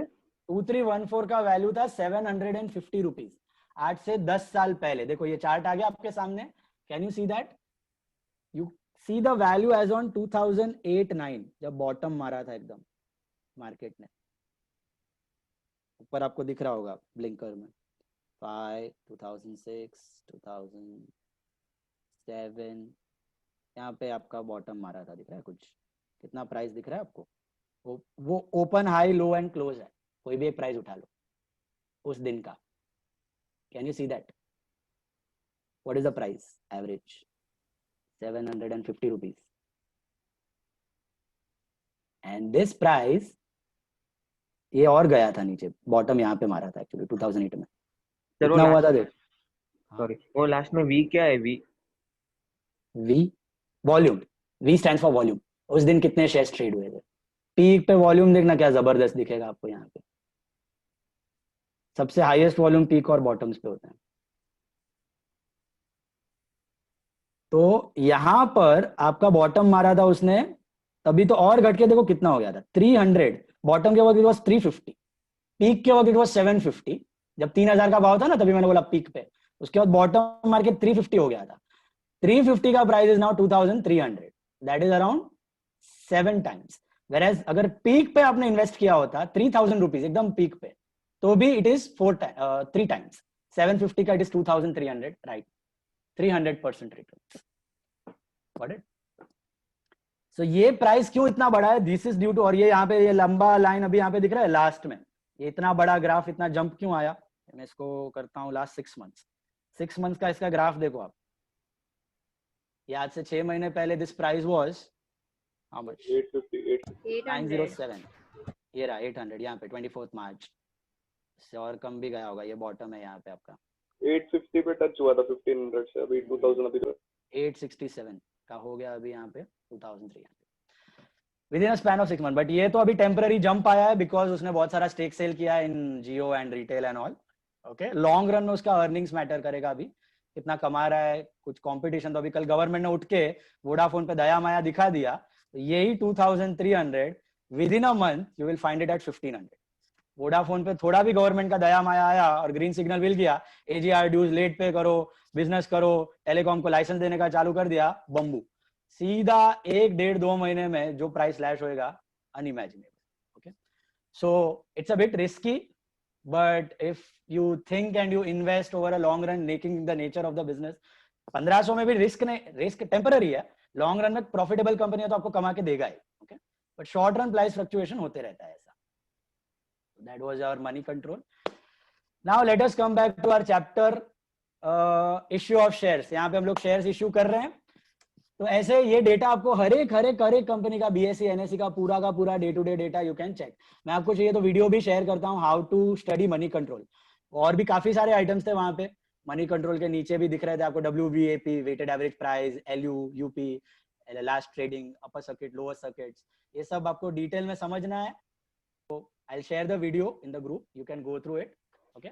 Money control को भी कैसे स्टडी करने का you can learn. Yeah. आपने वो वॉल्यूम का बोला ना, तो वो वॉल्यूम में सेलिंग ऑफ शेयर्स भी होता है क्या? बाइंग सेलिंग बाइंग सेलिंग दोनों ना। दोनों। बाय करेगा तभी कोई सेल करेगा तो ही बाय होगा ना। Trade volume. खाली खरीदा तो किसी ने बेचा तो ही कोई खरीदा ना, अभी हवा में से तो कोई खरीदेगा नहीं ना।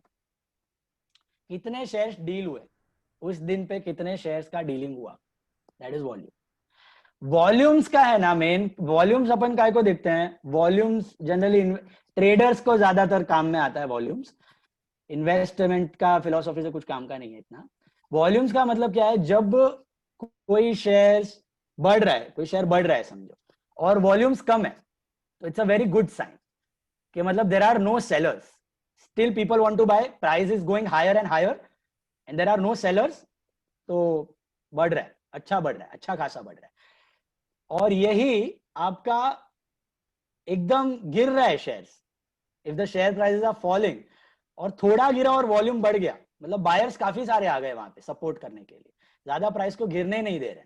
तो these volumes give you some indications कि भैया ये, अच्छा कभी कभी कोई शेयर्स का बहुत खराब न्यूज आ जाता है, जैसे कि या अच्छा न्यूज आ जाता है, कोई शेयर्स का,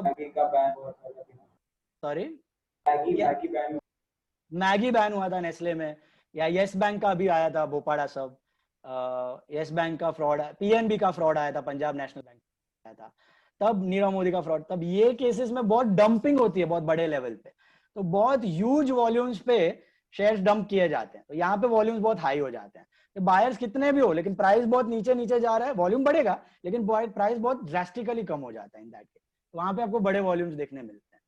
तो बड़े वॉल्यूम्स का मेन रीजन ये होता है कि बड़े वॉल्यूम बड़े लेवल पे सेल हुआ है, बड़े वॉल्यूम क्वांटिटी का सेल हुआ है, बड़े क्वांटिटी का परचेज हुआ है, ऐसा। रिलायंस की पॉजिटिव न्यूज आई है, तो आपको ये वॉल्यूम ग्राफ भी यहाँ पे मैं बता देता हूँ, एक्चुअली आपको एट हैंड ही दिख जाएगा मनी कंट्रोल में, वो जो ग्राफ हमने देखा था,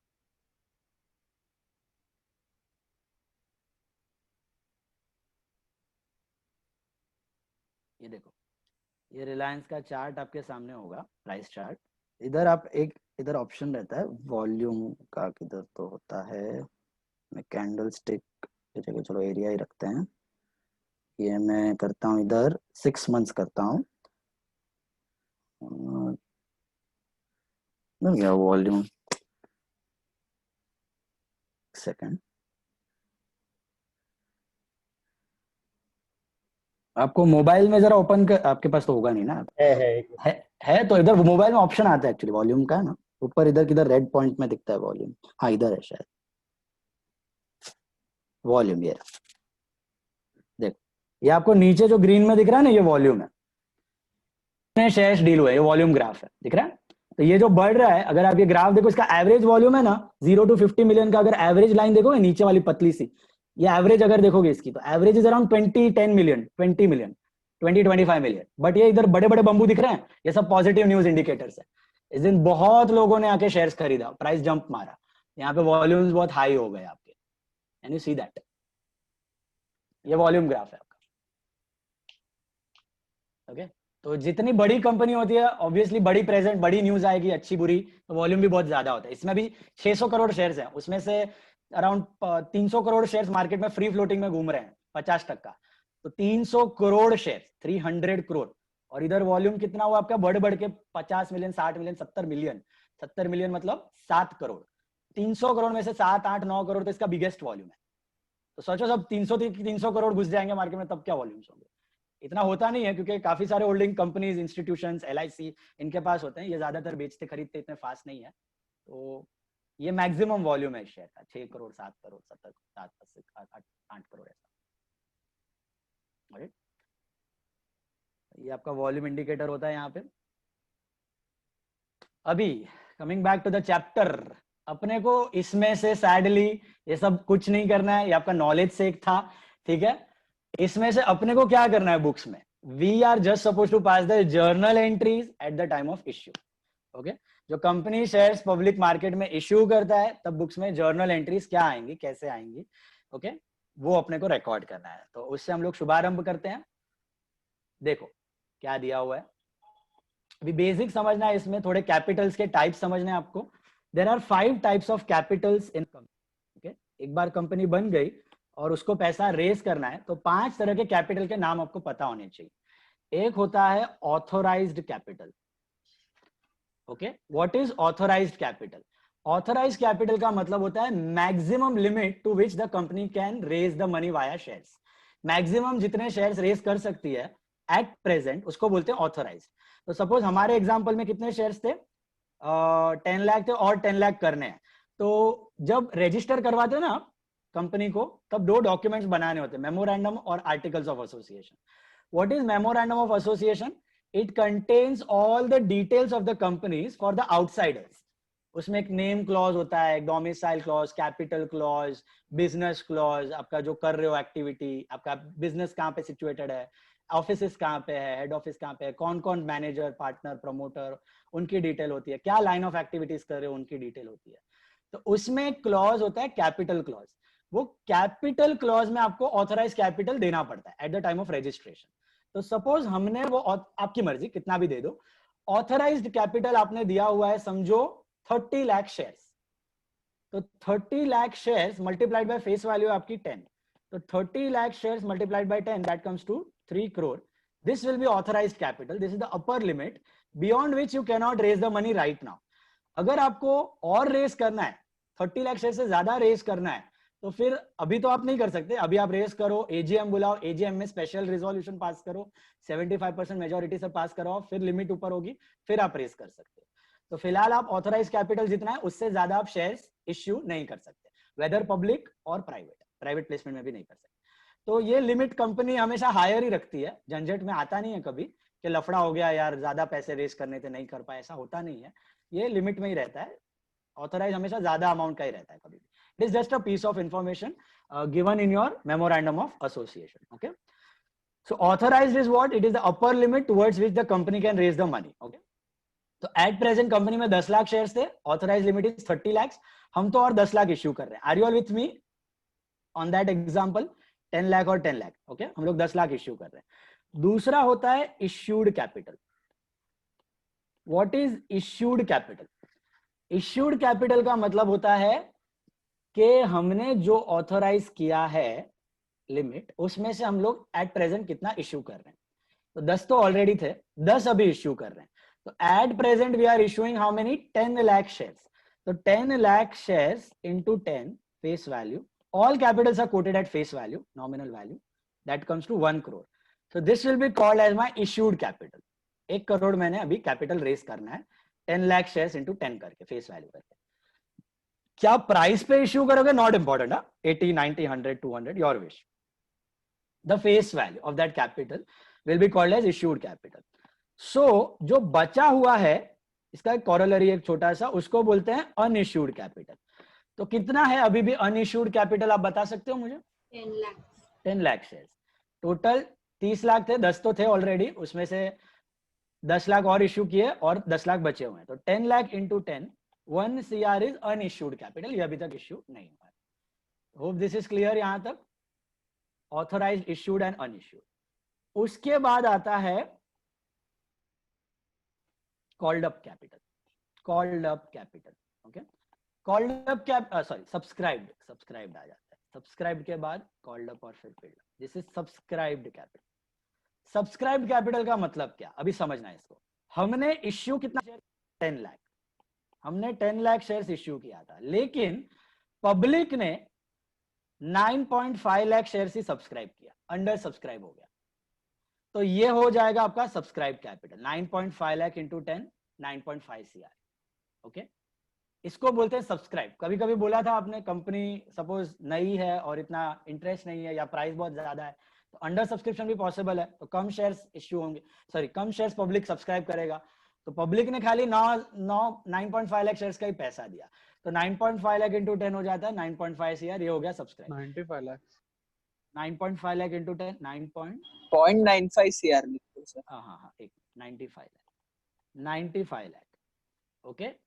देन 9.5 लाख सब्सक्राइब किया है। अभी आपके पास रास्ता नहीं है, 90% से ज्यादा हो गया तो सेबी रोकेगा नहीं आपको। सो 9.5 लाख शेयर्स पे जरूरी नहीं है कि आप पूरा का पूरा 10 रुपीज साथ में मांगो। आपको ऑप्शन दिया गया, एक्ट में भी है, कंपनी के पास ऑप्शन होता है कि उसको पूरे पैसे साथ में नहीं चाहिए, चलेगा, वो पार्ट में भी पैसे मांग सकता है। ओके, पार्ट में भी पैसे मांग सकता है। उन पार्ट्स को क्या कहा जाता है, आप ऐसे करोगे, 10 रुपीज का शेयर आप पार्ट में मंगवा रहे हो, you are asking the money in 3 part. आप शेयर होल्डर को बोल रहे हो अभी at the time of issue you pay us only 3 rupees, फिर 6 महीने बाद और पैसे की जरूरत पड़ेगी, दैट टाइम यू पे 4 रुपीज, उसके बाद और 6-12 महीने के बाद जरूरत पड़ेगी, यू पे द रिमेनिंग 3 रुपीज। हम लोग सपोज 10 रुपीज का शेयर 10 रुपीज में इश्यू कर रहे हैं, 80 रुपीज में नहीं कर रहे हैं, 10 रुपीज में कर रहे हैं, सिंपल एग्जांपल ले लो। तो एप्लीकेशन पे उनको 3 रुपया भरना है, अलॉटमेंट पे उसको 4 रुपया भरना है, और ये जो रहेगा इसको बोलेंगे फर्स्ट कॉल, उस पे 3 रुपया भरना है। ऐसे कंपनी अपना 10 रुपए का शेयर पार्ट्स में भी मांग सकती है। Okay, it can ask the money in parts. So those parts are called as application money, allotment money, first call money। चौथा पार्ट भी हो सकता है, second call, third call, fourth call, fifth call. Okay, ऐसे करके भी मंगवा सकती है। तो कॉल मनी का मतलब क्या है, ये जो ब्रेकअप है इसका मतलब क्या है कि कंपनी को पूरा पैसा साथ में नहीं चाहिए। Out of 10 rupees company needs only 3 rupees per share right now. So 9.5 lakh into 3, it will ask for 28.5 lakh rupees right now. 10 रुपए का शेयर है, 10 रुपए में इश्यू किया है, तो 10 रुपीज का शेयर 10 रुपीज में इश्यू किया, उसमें भी 10 रुपीज नहीं मांगा, खाली 3 रुपीज मांगा। ओके, खाली 3 रुपीज मांगा। So first part is called application money. उसके बाद 6-12 महीने के बाद और 4 रुपया भरो, 9.5 lakh into 4, that comes to 38 lakhs। Second that will be allotment money, that will be called as allotment money. उसके बाद और 6 महीने के बाद और 3 रुपया मांगा, again 28.5 lakhs, 9.5 lakh into 3 rupees, that will be called as first call money. Company का मर्जी है, आपको सिंपल ब्रेकअप बताया, और भी ब्रेकअप वो 2 का 5 इंस्टॉलमेंट कर सकती है।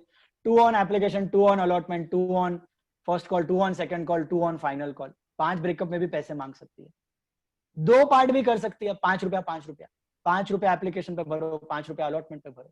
एक पार्ट में भी मांग सकती है, पूरा 10 रुपया एप्लीकेशन पे भर दो।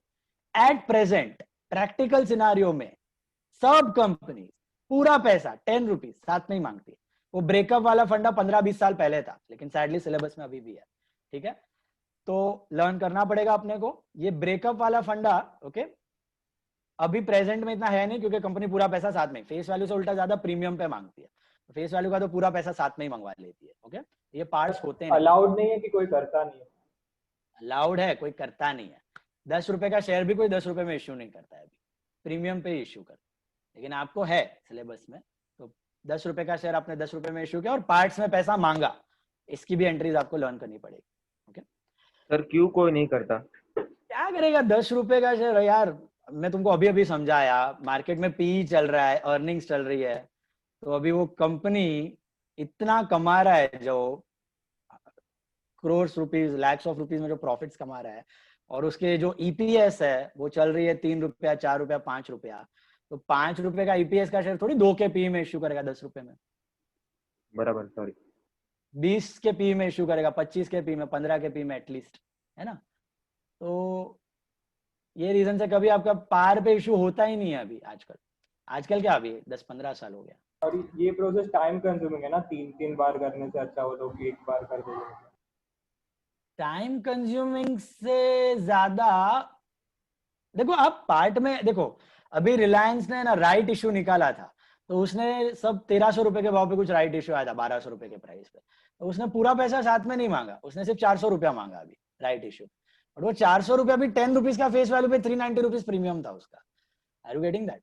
सो पार्ट्स में मांग सकते हो, लेकिन वो 10 रुपए के अंदर कैसे तोड़ोगे आप? 10 रुपए में कोई इश्यू ही नहीं करता है आजकल, 10 रुपए के ज्यादा प्राइस पे इश्यू करता है। ये तो हम क्या देख रहे हैं, 10 रुपए को तोड़ के मंगवा रहे हो, समझ रहे हैं? सर राइट इशू क्या रहता है? वो हम लोग वापस डिटेल में सीखेंगे। Right issue is like bonus, लेकिन उसमें बोनस में क्या पूरा फ्री शेयर्स मिलता है। राइट शेयर में आप शेयर होल्डर से भी पैसा लेते हो और थोड़ा पैसा कंपनी डाल देती है, बोनस में पूरा रिजर्व कंपनी डाल देती है। अभी राइट इश्यू है ना, मार्केट में भाव 1500 चालू है ना, आपको राइट 1200 में मिलेगा, मतलब 300 रुपया कंपनी डालेगी, 1200 रुपया शेयर होल्डर से मंगवाएगी। तो वो एग्जिस्टिंग शेयर होल्डर को ही ऑफर रहता है राइट इश्यू, जैसे एग्जिस्टिंग शेयर होल्डर को बोनस रहता है, ऐसे एग्जिस्टिंग शेयर होल्डर को राइट इश्यू देता है कंपनी। अगर उसको खरीदने तो खरीदो, ऐसा उसकी मर्जी। तो अगर वो खरीदेगा तो 1200 रुपए में पड़ेंगे, मार्केट प्राइस 1500 है, तो तुरंत बेचने का तो 1500 में बेच सकता है वो मार्केट। तो सर इसमें भी प्राइस गिर ही जाएगा ना? गिरता है, एक्स राइट गिरता है, बट एक्स राइट का एडवांटेज क्या होता है आपको, आप अगर शेयर होल्डर हो ना, आपको कंपनी ने 1200 में ऑफर किया तो आप 1200 में ले लो राइट, आप पैसा दो ही मत, आप किसी और को 1300 में बेच दो, 1300 में बेच दो, फिर गिरेगा। But if it's a good company, वो 1200 वाला प्राइस 1300 1400 फटाफट हो जाता है, तब भी कंपनी राइट्स डालती है, bonus right, image is very good of that company. तो वो राइट इश्यू में 1200 1300 1400 हो जाएगा, वो 1350 1400 में वो भी निकल जाएगा, उसका भी फायदा आपका भी फायदा है। ऐसा या तो 1200 में आपको राइट लगा 50 रुपए में निकल जाओ, आपका तो जेब से जा नहीं रहा है, immediately 50 rupees profit you can make, तो ये एडवांटेज है। सो प्राइस को तोड़ के मांग सकती है पैसा, लेकिन वो 10 रुपीज का ब्रेकअप वाला कंसेप्ट अभी ऑलमोस्ट नेग्लिजिबल, विलुप्त हो चुका है, ठीक है। तो वो अगर पूरा कैपिटल एक साथ ही मिल जाए तो वही प्रॉफिटेबल होगा ना, इंस्टेड ऑफ ब्रेकिंग। टेबल का सवाल नहीं है, यहाँ पे क्या था, कंपनी को कितने पैसे की जरूरत है। देखो आप कंपनी से आप पैसे रेस करते हो, बराबर है, शेयर होल्डर्स से, तो फिर उस शेयर होल्डर के बाद आपको रिजल्ट्स बताने हैं, एनुअल रिपोर्ट बतानी है, ऑडिट आपको चेक करेगी, सेबी चेक करेगी आपने कहाँ यूज किया वो पैसों को, तो पैसों को किधर किधर डाला है आपने, वो आपको बताना पड़ेगा सब। फिक्स्ड एसेट खरीदा, इधर इन्वेस्ट किया, इधर डाला, ये प्लांट बनाया, ये अर्निंग हुआ, ये एनुअल रिपोर्ट्स में आपको दिखाना पड़ेगा ना। तो आप जो ये पैसे, आपको जरूरत ही नहीं है, ये बहुत पिछला जमाना है, यही मैं बोल रहा हूँ 20-25 साल पहले की बात। तो कंपनी को जरूरत ही, तभी 10 रुपये वॉज अ बिग वैल्यू, वो 10 रुपये का पार्ट करके मंगवा दी थी, 28.5 वॉज अ बिग वैल्यू। तो उतने पैसे से ही काम चालू था, और पैसों की अभी जरूरत नहीं थी, तब आप पार्ट में मंगवाते थे, तब आप पार्ट में मंगवाते थे, उतना काम करते थे, रिजल्ट बताते थे, फिर 6 महीने बाद और पैसा, फिर 6-12 महीने बाद और पैसा, ऐसे करके मंगवाते, या 1-2 महीना 3 महीना 4 महीने के गैप में ऐसे मंगवाते। अभी वो वैल्यू ऑफ मनी इतना कम हो गया है ना, वो 10 रुपए का वैल्यू ही नहीं रहा कुछ। तो इन्फ्लेशनरी ट्रेंड की वजह से वो 10 रुपीज इतना छोटा हो गया है कि अभी वो 10 रुपीज के ऊपर ही इश्यू होता है, ऐसा। सर ये राइट में मतलब 1500 का हम लोग को 1300 रुपया देने का ना, तो जो लेता है तो मतलब उसको कंपनी को पैसा मिलेगा ना, तो कोई कैपिटल जनरेट करने के लिए राइट लाते हैं कंपनी। हाँ, कैपिटल जनरेशन के लिए रहता है राइट इश्यू, कैपिटल जनरेशन।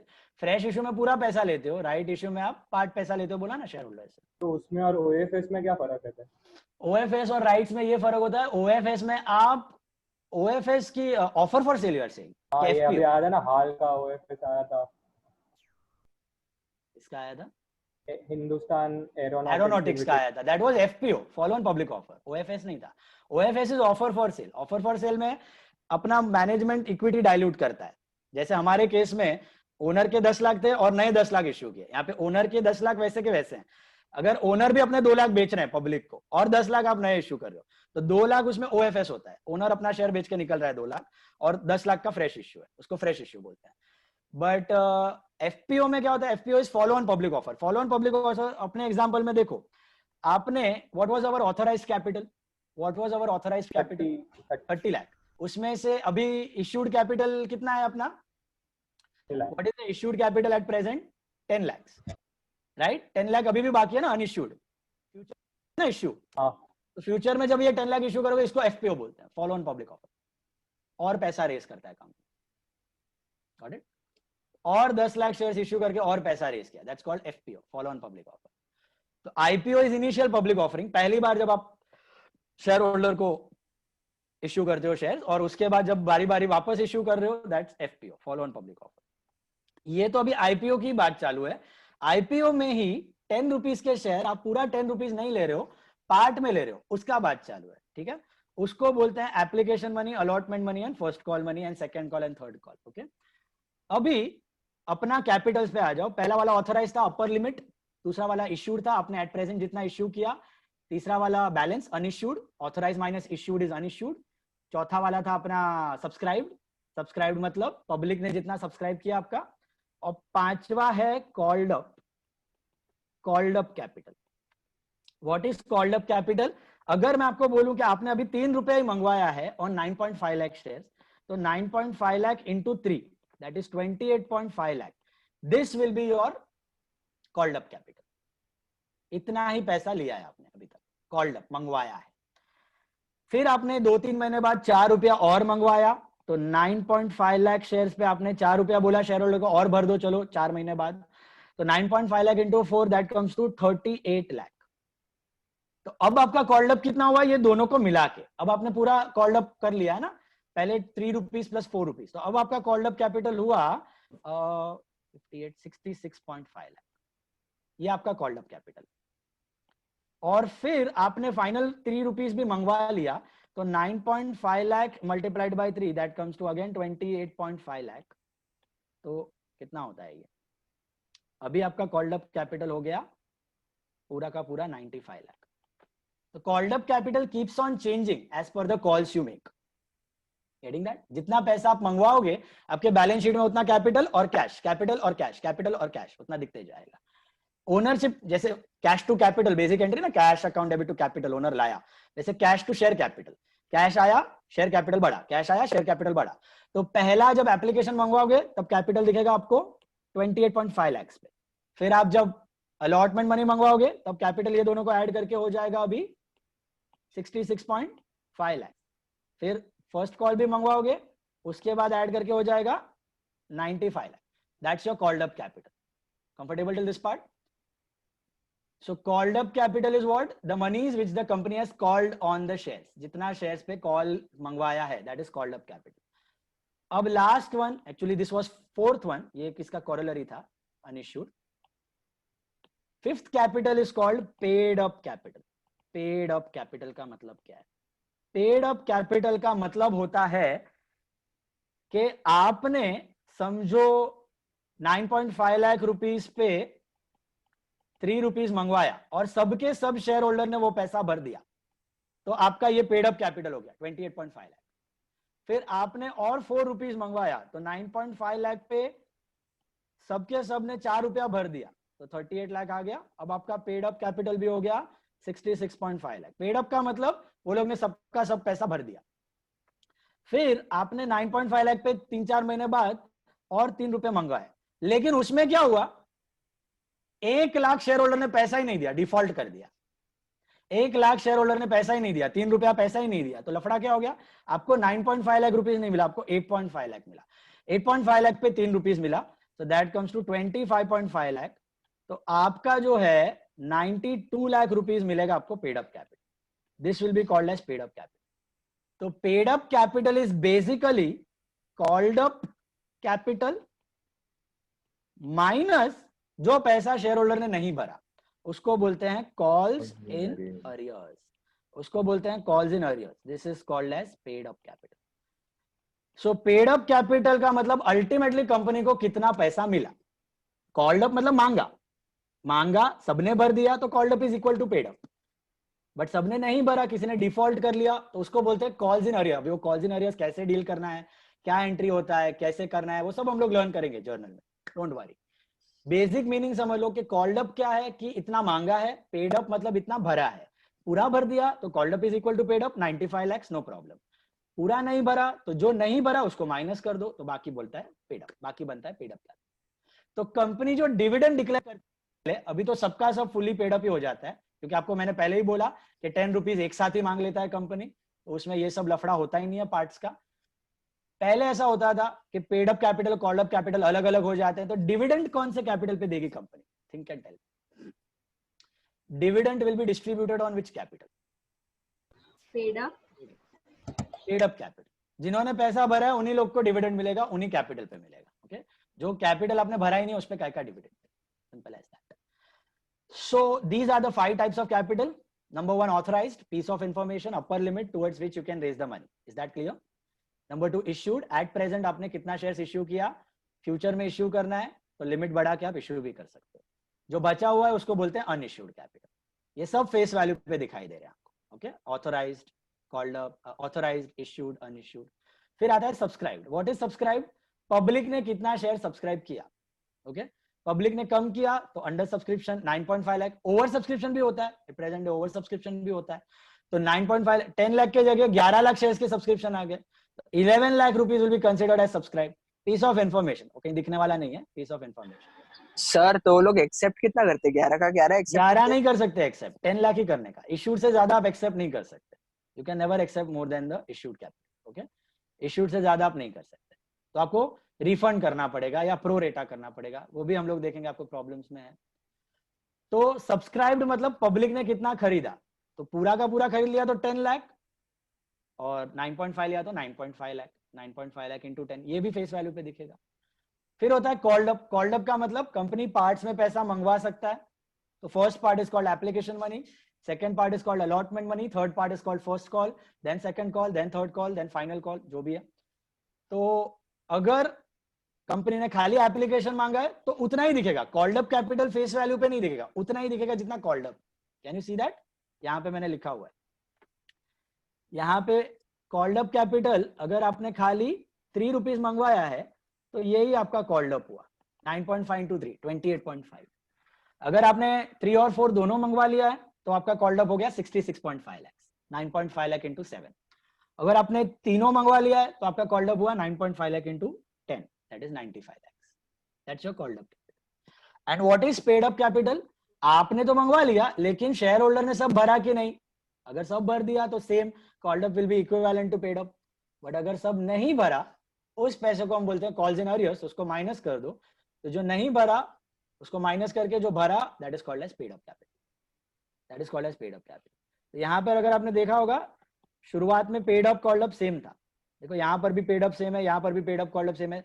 जब लास्ट 3 रुपीज मांगने की बारी आई, 1 लाख शेयर्स ने पैसा नहीं दिया, तो 8.5 लाख पे 3 रुपया, 25.5 लाख आपको मिला, तो 92 लाख बन गया आपका paid up capital. Is this part clear?